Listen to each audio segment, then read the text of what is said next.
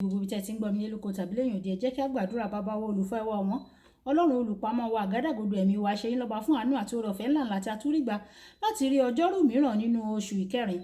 A gbàdúrà wípé ire ayọ̀ ìbùkún ìtẹ̀síwájú yóò rú wá fún wa ní òní lórúkọ Jésù, àti wípé ọ̀rọ̀ tí a ò gbéyàwó lẹ́ni yóò ṣe ayé ọkàn àti ara wa ní rere, nítorí tí a gbàdúrà lórúkọ Jésù Kristi Olúwa wa. Àmín ní orúkọ Jésù. Ìwé ọ̀run ṣíṣí tí a tẹ owó olùṣọ́ àgùntàn yìí náà kó Adéjàre Adébóyè kọ ẹni ọjọ́rú ọjọ́ kẹsàn-án oṣù kẹrin. Àkòrí tí a ò gbéyàwó sọ pé kò sí làálàá mọ́, kò sí làálàá mọ́. A mú àkọ́sórí wa nínú ìwé Mátì orí ìkọkànlá ẹsẹ̀ kejìdínlọ́gbọ̀n. Mátì orí ìkọkànlá ẹsẹ̀ kejìdínlọ́gbọ̀n. Ẹ wá sọ́dọ̀ mi gbogbo ẹ̀yin tí ń ṣiṣẹ́ tí a jẹ ẹrù wúwo lé lórí, èmi yóò fún yín ní ìsinmi. Nígbà tí a mú bíbélì kíkà wá nínú ìwé Lúùkù orí ìkarùn ẹsẹ̀ ìkíní dé ìkeje. Lúùkù orí ìkarùn ẹsẹ̀ ìkíní dé ìkeje. Ó sì ṣe nígbà tí ìjọ ènìyàn súnmọ́ láti gbọ́ ọ̀rọ̀ Ọlọ́run, tí ó sì dúró létí adágún Jẹ́nẹ́sárẹ́tì, ó rí ọkọ̀ méjì tí wọ́n gúnlẹ̀ létí adágún, ṣùgbọ́n àwọn apẹja sọ̀kalẹ̀ kúrò nínú wọn, wọ́n ń fọ àwọ̀n wọn. Ó sì wọ ọ̀kan nínú àwọn ọkọ̀ náà tí ń ṣe ti Símónì, ó sì bẹ́ẹ̀ kí ó tẹ̀ sí ẹ̀yìn díẹ̀ kúrò ní ilẹ̀. Ó sì jókòó, ó sì ń kọ́ ìjọ ènìyàn láti inú ọkọ̀ náà. Bí ó sì ti dákẹ́ ọ̀rọ̀ yìí sọ, ó wí sí Símónì pé, tì í sí ibú kí o sì ju àwọ̀n yìí sí ìsàlẹ̀ fún àkópọ̀. Símónì sì dáhùn, ó sì wí fún pé, olùkọ́ni, gbogbo òru àná ni àwa fi ṣiṣẹ́, àwa kò sì mú ohun kan, ṣùgbọ́n nítorí ọ̀rọ̀ rẹ, èmi yóò ju àwọ̀n náà sí ìsàlẹ̀. Nígbà tí wọ́n sì ti ṣe èyí, wọ́n kó ọ̀pọ̀lọpọ̀ ẹja o, àwọn wọn sì ya. Wọ́n sì ṣàpẹẹrẹ sí ẹgbẹ́ wọn tí ó wà ní ọkọ̀ kejì kí wọn kí ó wá ràn wọ́n lọ́wọ́. Wọ́n sì wá, wọ́n sì kún ọkọ̀ méjì, bẹ́ẹ̀ ni wọ́n bẹ̀rẹ̀ sí ní rì. Wàyí ẹ tẹ́tí bẹ̀rẹ̀ jẹ́ láti gbóhùn tí olùṣọ́ àgùntàn yìí náà kó Adéjàre Adébóyè ní fún wa ní ẹni ọjọ́rú ní ọdún 1963, nígbà tí mo jẹ́ olùkọ́ ní ilé ìwé Ondo Boys Grammar School ní gúúsù ìwọ̀ oòrùn Nàìjíríà. Mo ní àkókò iṣẹ́ márùndínlógójì ní ọ̀sọ̀ọ̀sẹ̀. Olùkọ́ mìíràn tí ó ní ìrírí àti ìwé ẹ̀rí jù mí lọ, òun kọ́ iṣẹ́ ní ìgbà 23 lọ́sọ̀ọ̀sẹ̀. Ó ń gba owó oṣù ìlọ́po 4 tí èmi ń gbà o. Ó sì tún kùn wípé iṣẹ́ ti pọ̀ jù. Mo lọ bá mo ní, sáà, ẹ̀ ń kọ́ iṣẹ́ ní ìgbà 21, nígbà tí èmi ń kọ́ iṣẹ́ ní ìgbà 36. Síbẹ̀ ẹ sì ń gba ìlọ́po owó 4 tí mò ń gbà. Ẹ sì tún ṣe àròyé. Ó fà mí mọ́ra. Ó fi ọwọ́ ra mí lẹ́yìn. Ó ní, ọmọkùnrin, kò yé ọ ni.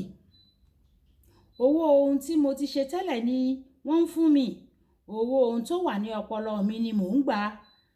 Nígbà tí èmi ń ṣe làálàá o, tí mo sì ń gba owó gúgúrú àti ẹ̀pà, olùkọ́ yẹn sì ń ṣiṣẹ́ kára síbẹ̀. Olùkọ́ yẹn kì í ṣiṣẹ́ kárakára o, síbẹ̀ ó ń gba owó púpọ̀. Ìyàtọ̀ wà láàrin fífi àìṣèmẹ́lẹ́ ṣiṣẹ́ àti ṣíṣe làálàá. Lébìrà ní láti ṣiṣẹ́ kárakára kí ó lè rí owó kékeré. O kò lè pe alábòójútó ní lébìrà o.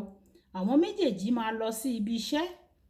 Wọ́n á jọ lọ sí ibi iṣẹ́ wọn ní òwúrọ̀, ṣùgbọ́n ọ̀kan máa lọ ṣe iṣẹ́, èkejì máa lọ ṣe làálàá.